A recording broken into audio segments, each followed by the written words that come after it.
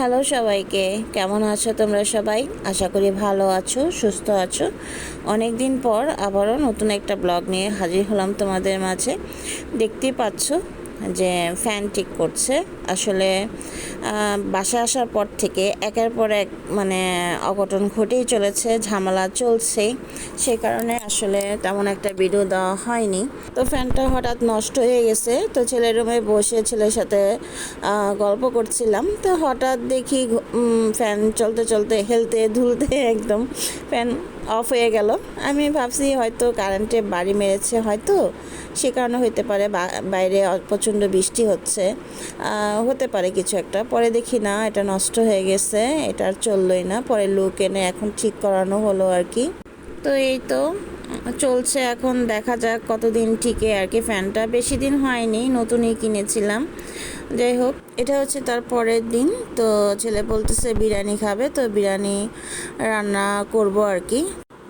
তো লেবু দিয়ে মুরগিটাকে ভালো করে মেখে 10 মিনিট রেখে তারপর ধুয়ে পরিষ্কার করে নেব, যাতে গন্ধ না থাকে আর কি।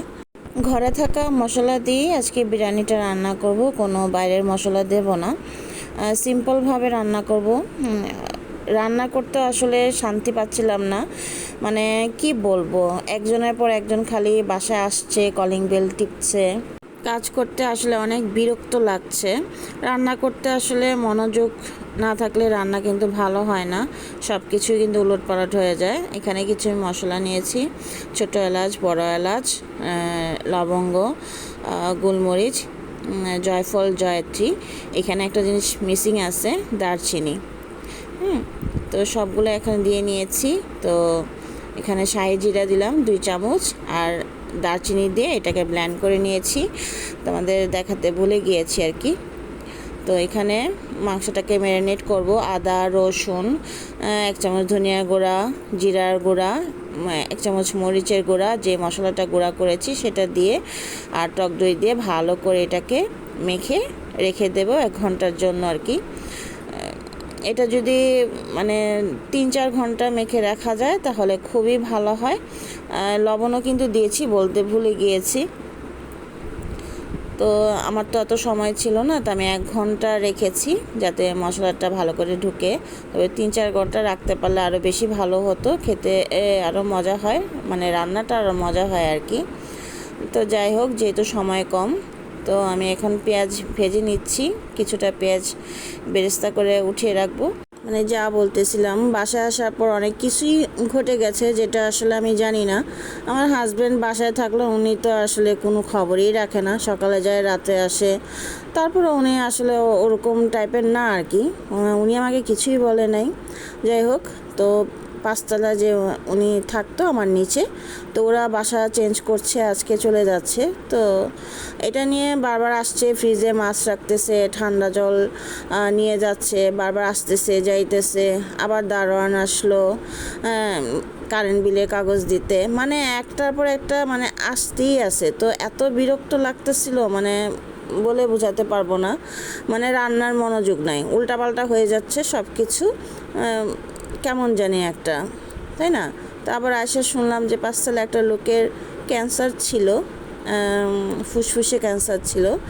আমি যেদিন এসেছি এর আগের দিনই নাকি উনি মারা গিয়েছেন। যাক, উনি স্বর্গবাসী হন। এটাও জানতাম না, আজকে সেটাও জানলাম।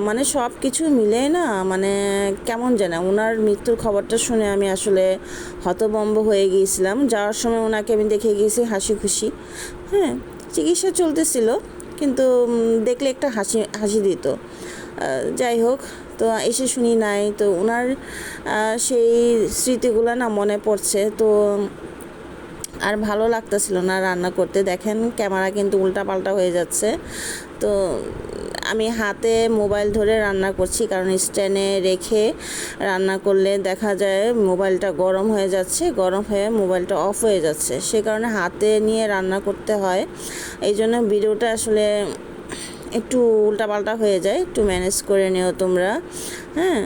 যখন পোলাওতে দুধ দিয়েছি বা জল দিয়েছি, ওই সময় কলিং বেল টিপ দিছে, কেমনটা লাগে। আয়শা বলতেছে ঠান্ডা জল দেওয়ার জন্য, তো দিলাম। দিতে এসে দেখি জলটা শুকিয়ে গেছে। তো যাই হোক, এইভাবেই দিয়েছি। এখন তো কিছু করার নাই, কি করব। চুলা কিন্তু একদম নিবু নিবু আঁচে করে গিয়েছিলাম, তারপরেও হয়ে গেছে। বললাম না, সব কিছু কেমন যেন উল্টাপাল্টা হচ্ছে আসার পর থেকে। হ্যাঁ, তো মন মেজাজ আসলে ভালো নাই। রান্নাও আসলে মনোযোগ দিয়ে আমি তেমন করতে পারি নাই, এত ঝামেলার মধ্যে একের পর এক লোক আসতেই আছে। আর লোকটার মৃত্যুর খবর শুনে আমার কাছে খুব খারাপ লেগেছে। ক্যান্সার এমন একটা জিনিস, মানে প্রতিটা ঘরেই দেখা যাচ্ছে এখন ক্যান্সার ছড়িয়ে যাচ্ছে। 20 বছর আগেও আমার বাবা ক্যান্সারে মারা গিয়েছে। এত বছরও এই রোগের কোনো চিকিৎসা এখন পর্যন্ত বের হয়নি, কোনো ওষুধ বের হয়নি যে ওষুধটা খেলে সে সুস্থ হয়ে যাবে। মানে আগের তুলনায় এখন এটা ডায়াবেটিসের মতন প্রতিটা ঘরে ঘরে ছড়িয়ে যাচ্ছে। কি আর বলবো, মানে খুব খারাপ লাগে, মানে কিছু বলার নাই, মানে খুব খারাপ লাগে। কার যে কখন কি হয়ে যাবে আমরা কেউ বলতে পারি না। শরীরের মধ্যে কোন রোগের বাসা বেঁধে রয়েছে কে জানে, আমরা তো আসলে অতটা জানিও না। যাই হোক, আমার বিরিয়ানি রান্না হয়ে গেছে। আমি আসলে তোমাদের মতো এত সুন্দর করে রান্না করতে পারি না বিরিয়ানি, তারপরও চেষ্টা করি রান্না করতে ছেলের জন্য আর কি। তো ছেলে বলছে যে খুবই ভালো হয়েছে, কারণ যেভাবে আমি রান্না করছি পুরোপুরি যুদ্ধ করে আমি রান্না করছি বলতে গেলে। কারণ অনেক মানে ঝামেলা ছিল বাসার মধ্যে, তারপরও যে রান্না করতে পেরেছি এতেই অনেক কিছু। আর ছেলে যেহেতু ভালো বলেছে শুনে আমারও ভালো লাগছে যে আমার কষ্টটা সার্থক হয়েছে। কারণ নাহলে অনেক অনেক বিরক্ত লাগছে রান্না করতে। আসলে রান্না করার সময় যদি মনোযোগ দিয়ে আনন্দ নিয়ে রান্না না করা যায়, সে রান্না কিন্তু ভালো হয় না। যাই হোক, এটা হচ্ছে তারপরের দিন।